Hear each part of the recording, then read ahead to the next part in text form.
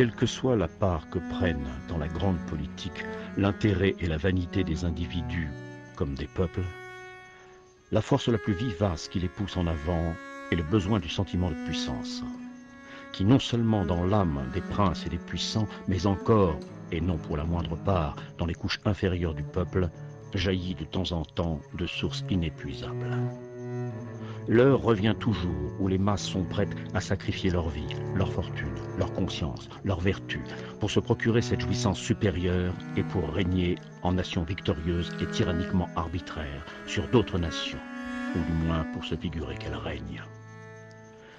Alors les sentiments de prodigalité, de sacrifice, d'espérance, de confiance, d'audace extraordinaire, d'enthousiasme jaillissent si abondamment que le souverain ambitieux ou habilement prévoyant peut saisir le premier prétexte à une guerre et substituer à son injustice la bonne conscience du peuple.